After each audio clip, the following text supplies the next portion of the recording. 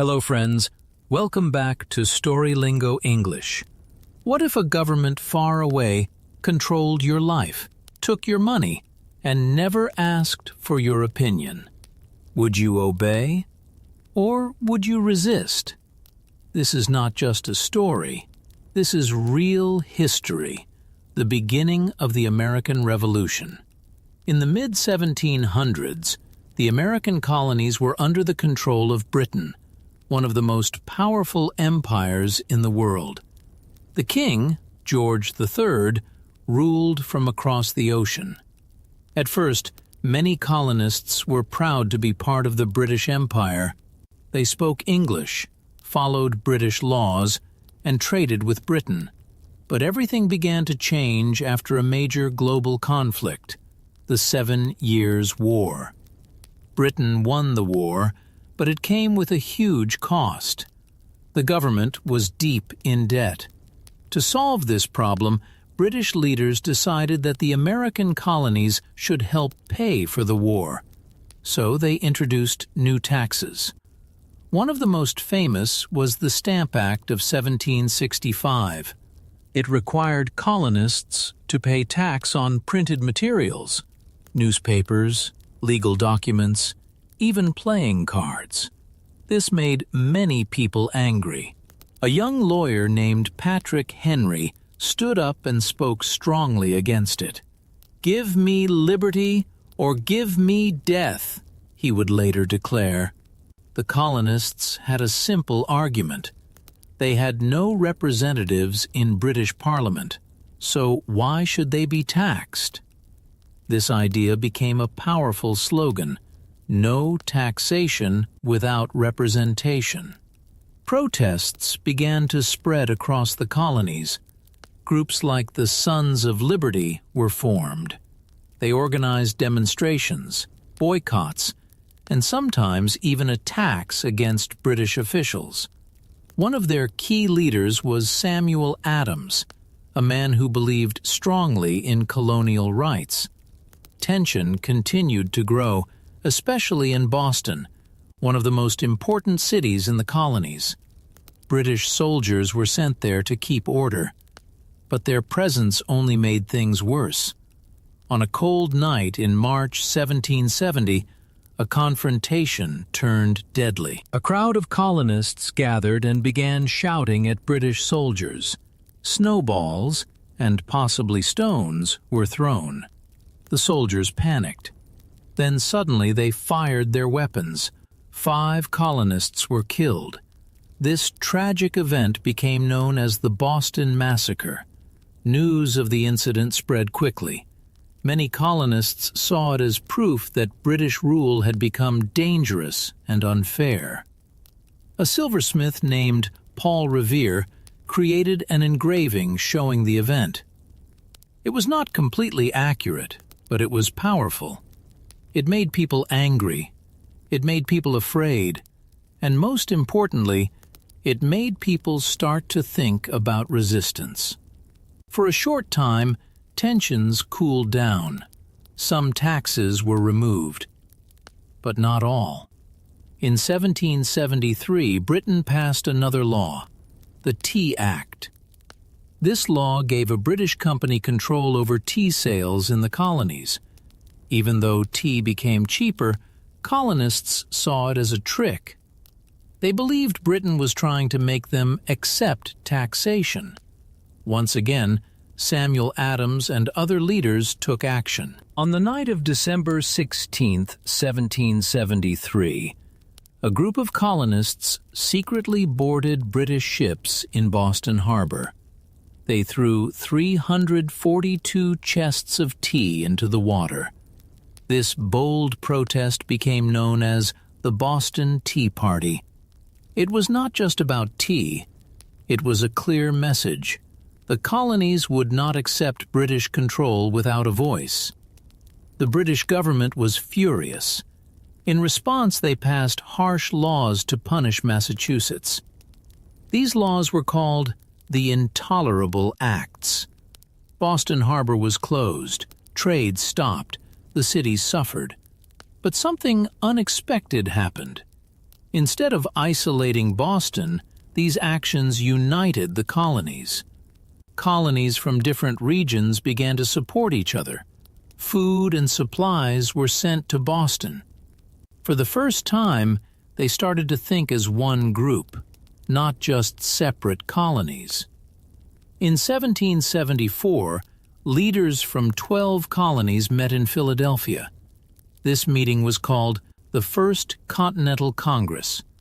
Important figures attended, including George Washington and John Adams. They discussed what to do next.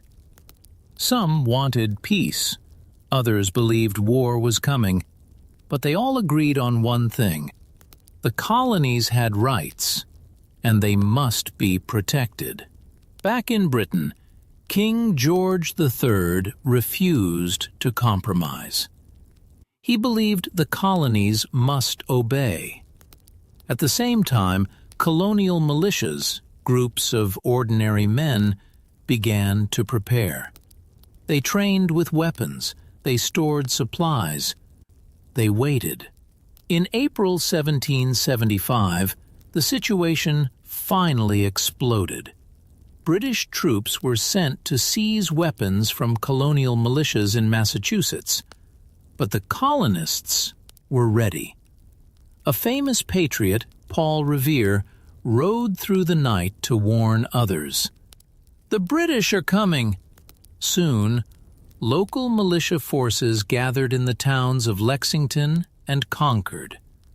No one knew exactly what would happen next, but one thing was clear. The moment for peace was ending. The moment for war had begun. The first shots of the American Revolution were not planned as a full war, but once they were fired, there was no turning back. In April 1775, British troops marched toward the towns of Lexington and Concord in Massachusetts. Their mission was simple: find and destroy colonial weapons. But the colonists were ready. Thanks to writers like Paul Revere and others, the alarm had already spread.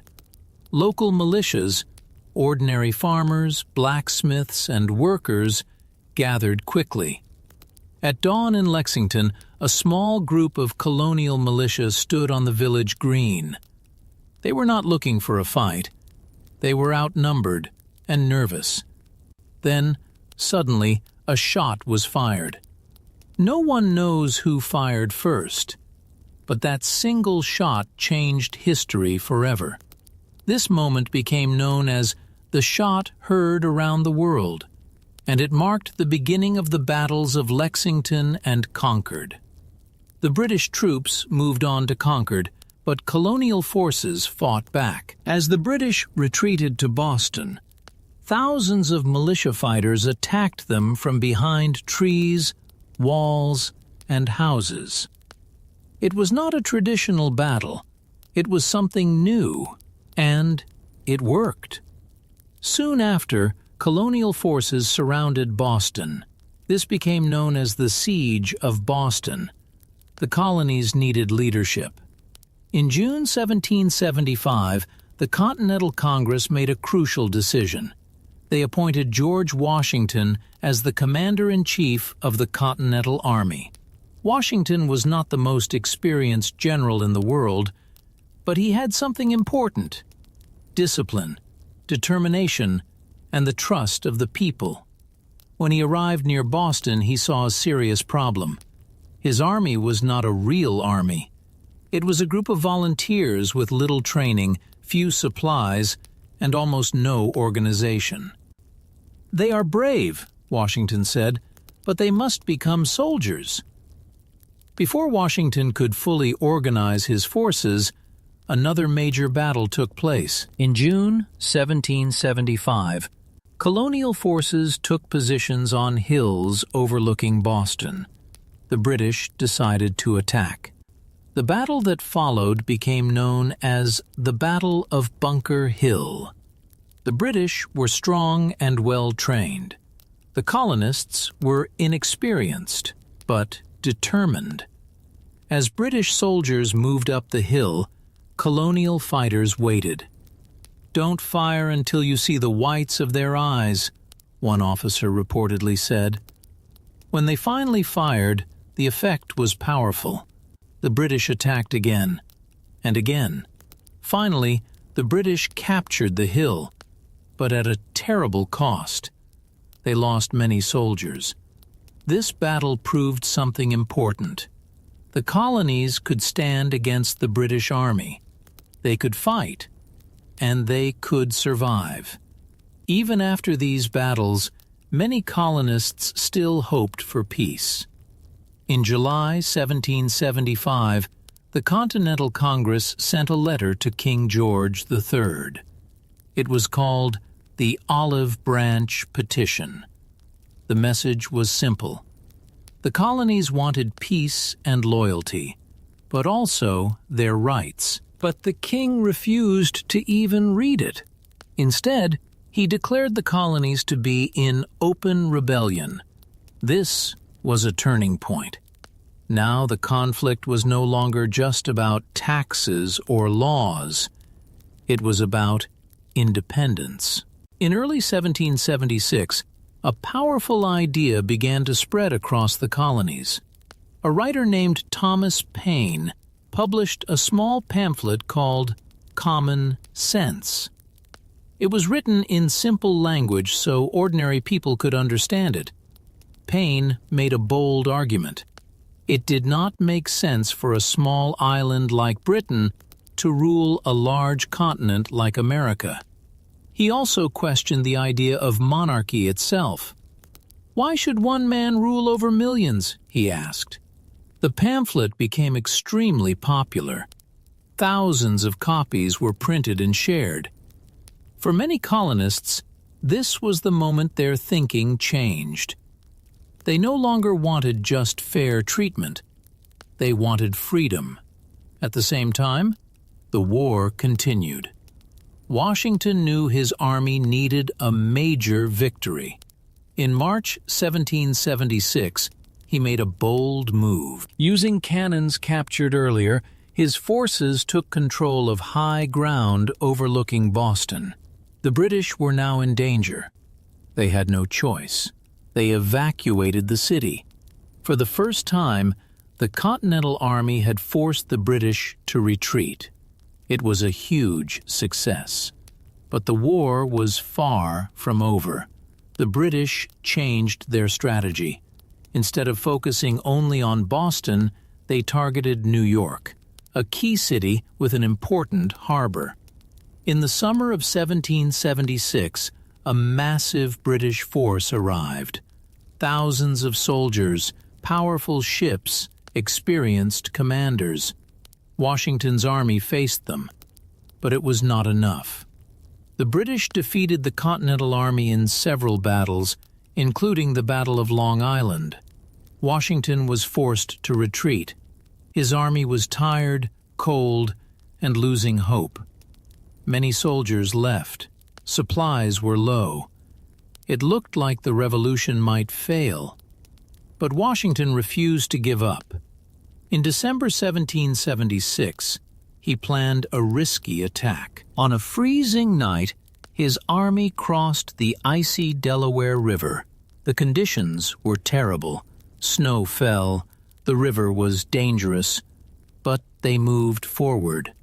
On the morning of December 26th, they attacked Hessian soldiers, German troops fighting for the British, in Trenton. The attack was a surprise. And it worked. This victory, known as the Battle of Trenton, gave new hope to the American forces. Soon after, another victory at Princeton followed. These were not the largest battles of the war, but they were very important. They showed that the Continental Army was still alive, still fighting, still believing. By the middle of 1776, one question became impossible to avoid. Should the colonies remain part of Britain or become independent? The answer was coming, and it would change the world forever. By the summer of 1776, The question was no longer if the colonies would break away from Britain, but when. The fighting had already begun. Blood had been shed. Trust had been broken. Now the leaders of the colonies had to make a decision that would change history forever. In Philadelphia, the Continental Congress met again. Many delegates were still unsure. Declaring independence from Britain was dangerous. It meant war against the most powerful empire in the world. But the idea of freedom was growing stronger every day. A committee was formed to write a formal declaration. One of the main writers was Thomas Jefferson. He worked with others, including John Adams and Benjamin Franklin. Together they created one of the most important documents in history, the Declaration of Independence.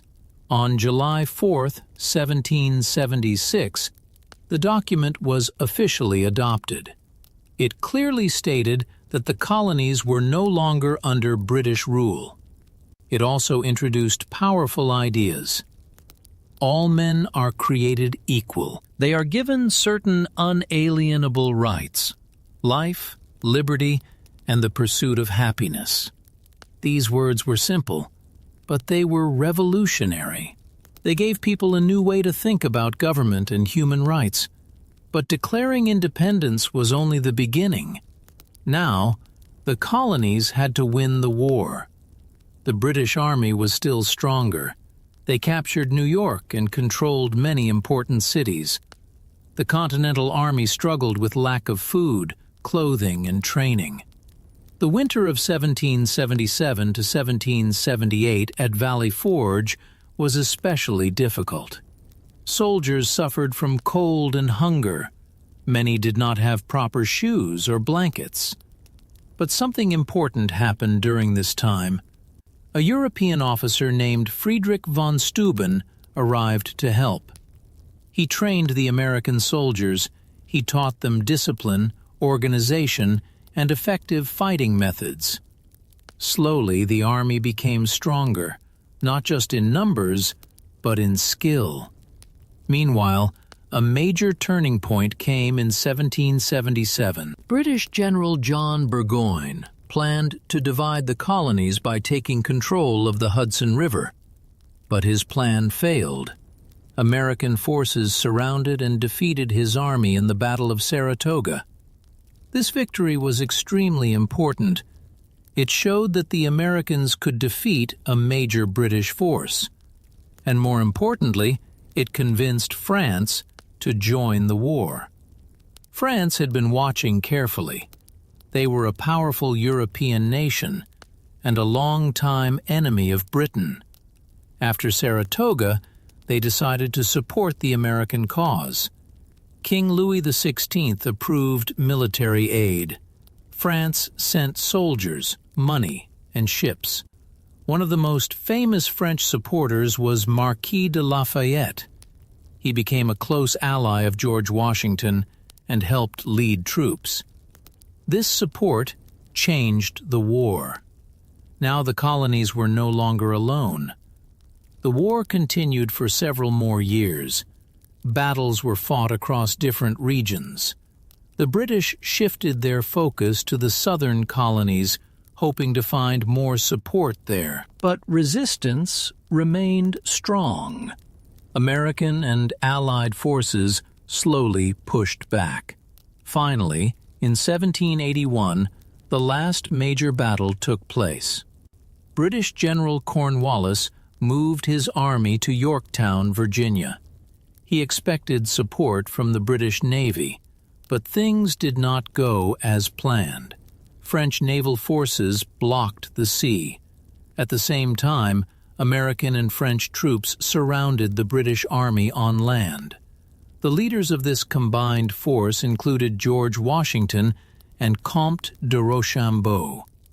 With no escape and no support, Cornwallis had no choice.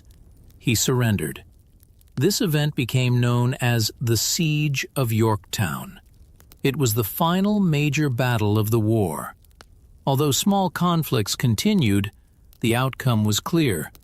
Britain could no longer continue the war. In 1783, both sides signed the Treaty of Paris. Britain officially recognized the United States as an independent nation. The colonies had done something incredible. They had defeated one of the most powerful empires in the world. Not because they were stronger, but because they were determined. Because they believed in something bigger than themselves: freedom. The American Revolution was not just about one country. It inspired people around the world. It showed that ordinary people could challenge power. It showed that ideas, like liberty and equality, could change history. From protests in Boston, to war across a continent, to independence and victory. This was the story of how colonies became a nation, and how the fight for freedom changed the world forever.